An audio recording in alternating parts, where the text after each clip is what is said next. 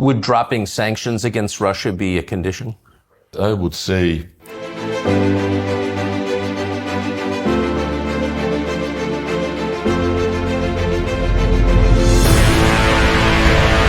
Would dropping sanctions against Russia be a condition? I would say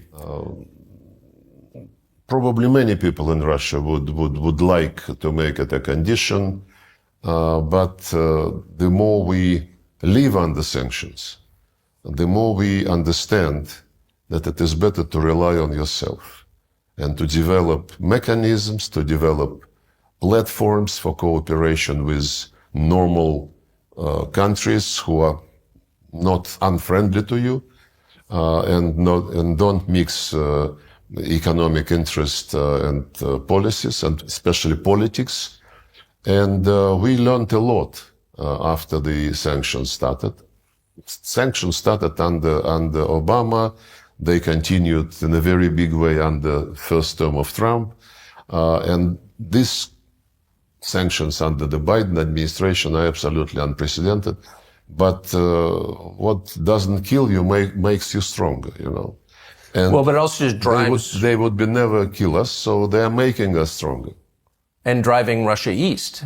And so the vision that I think sane policymakers in Washington had 20 years ago is why not bring Russia into a Western bloc sort of as a balance against the rising east? But it doesn't seem like that. Do you think that's still possible? I don't think so. Recently, Putin was speaking at Valdai Club. Politologists and experts. He said we would never be back at the situation of early 2022. That's when he realized for himself, apparently, not only he, but he spoke publicly about this, that all attempts to be on equal terms with the West have failed. It started after the demise of the Soviet Union. There was euphoria. We are now part of the liberal world, the democratic world, end of history. But very soon it became clear to most of the Russians that in the 90s we were treated as, at best, as junior partner, maybe not even as a partner, but as a place where the West can organize things like it wants, striking deals with oligarchs, buying resources and assets, and then probably the Americans decided that Russia is in their pocket. Boris Yeltsin, Bill Clinton, buddies, laughing, joking. But even at the end of Yeltsin's term, he started to contemplate that this was not something she wanted for Russia. And I think this was very obvious when he appointed Putin prime minister and then left earlier and blessed Putin as his successor for the elections which were coming and which Putin won. But when Putin became president, he was very much open to cooperation with the West. And he mentions about this quite regularly when he speaks with interviewers or at some international events. I was present when he met with George Bush Jr., with Obama. Well, after the meeting of NATO in Bucharest, which was followed by NATO-Russia summit meeting in 2008, when they announced that Georgia and Ukraine will be in NATO, and then they tried to sell it to, we asked why. There was lunch and Putin asked, what was the reason for this? Good question. And they said, this is something which is not obligatory. How come? Well, to start the process of joining NATO, you need a formal invitation. And this is a slogan. Ukraine and Georgia will be in NATO.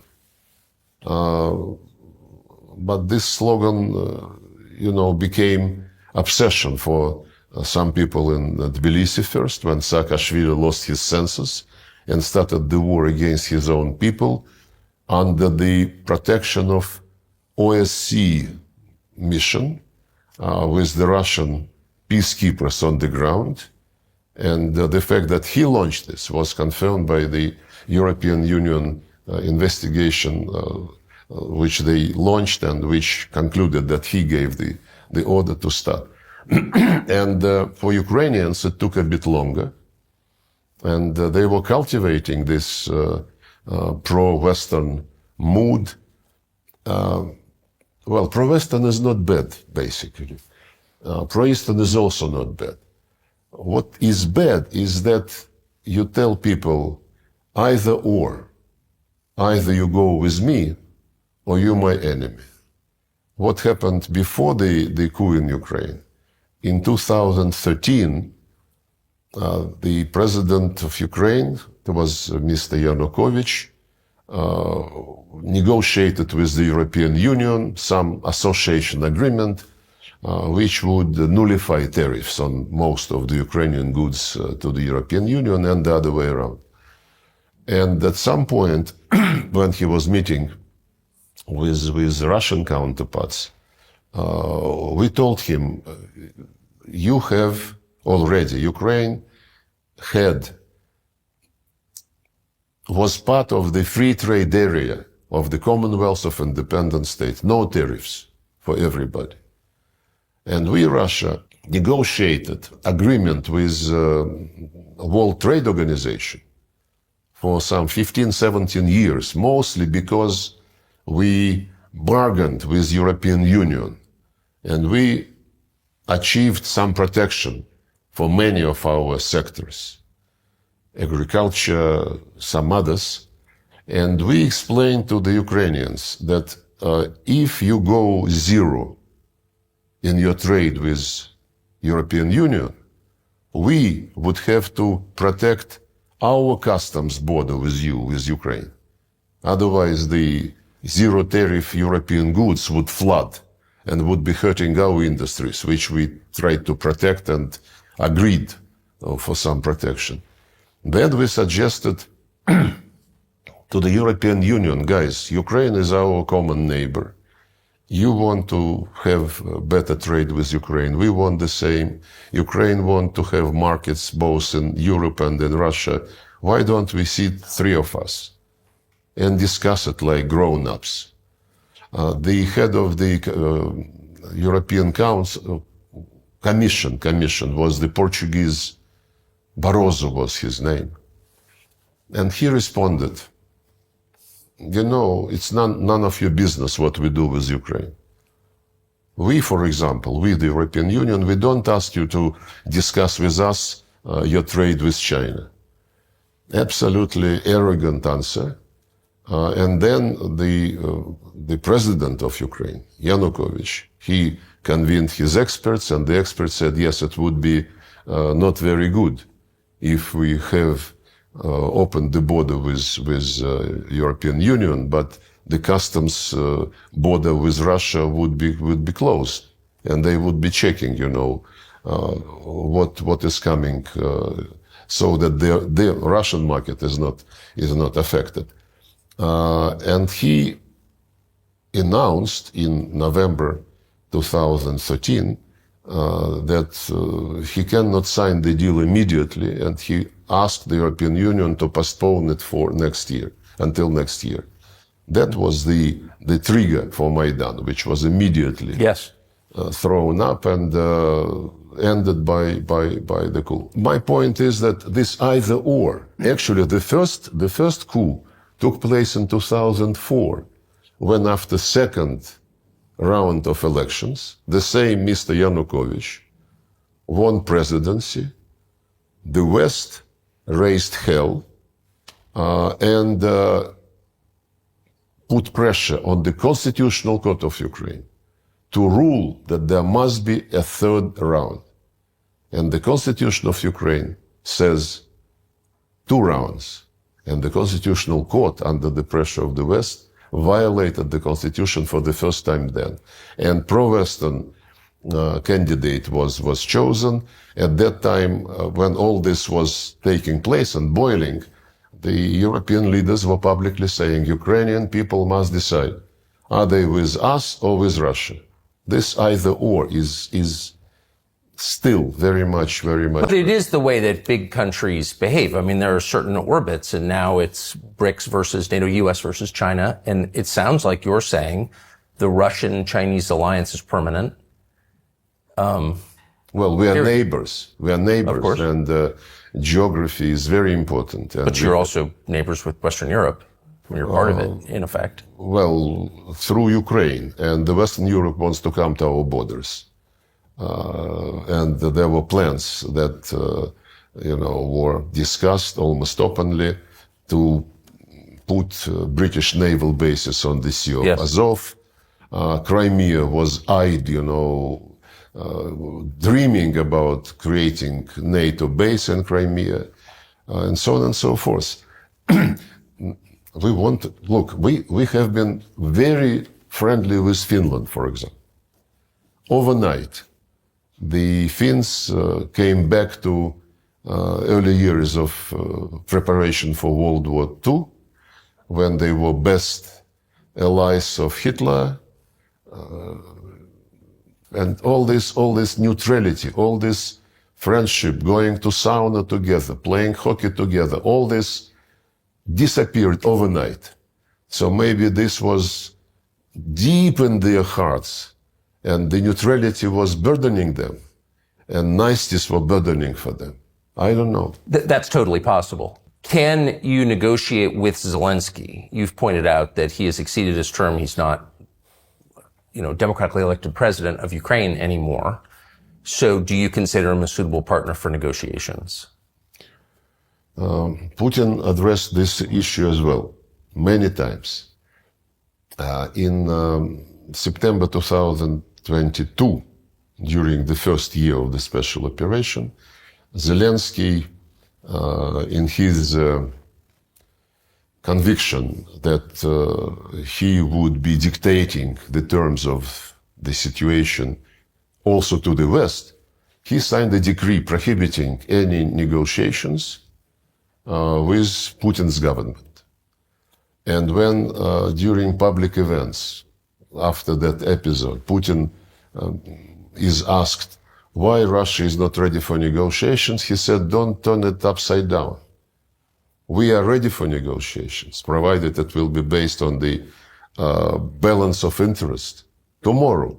But Zelensky signed this decree prohibiting negotiations. And for starters, why don't you tell him to cancel it publicly? This will be a signal that he wants negotiations. Instead, Zelensky invented his peace formula. Later it was additioned by victory plan. And they keep saying, we know what they say when they meet with European Union ambassadors and in other formats. They say, no deal unless the deal is on our terms. And I mentioned to you, they are planning now the second summit on the basis of this peace formula. And they don't shy away from saying, we will invite Russia to put in front of it the deal which we agreed already with the West. And when our Western colleagues sometimes say nothing about Ukraine without Ukraine, in effect, this implies that anything about Russia without Russia, because they discuss what kind of conditions we must accept. By the way, recently they already violate tacitly the concept, nothing about Ukraine without Ukraine. There are passes, there are messages. They know our position. We are not playing double game. What Putin announced is the goal of our operation. It's fair. It's fully in line with the United Nations Charter. First of all, the rights, language rights, minority rights, national minority rights, religious rights, and it's fully in line with OSCE principle. There is an organization for security and cooperation in Europe which is still alive. And the summit of this organization, well, several summits of this organization clearly stated that security must be indivisible, that nobody should expand his security at the expense of security of others, and that, most important, no organization in Euro-Atlantic space shall claim dominance. This was, last time it was confirmed by OSCE 2010. And NATO was doing exactly the opposite. Yes. So we have legitimacy, in our position. No NATO on our doorsteps because OSCE, agreed that this should not be the case if it hurts us. And please restore the rights of Russians. Who do you think has been making foreign policy decisions in the United States?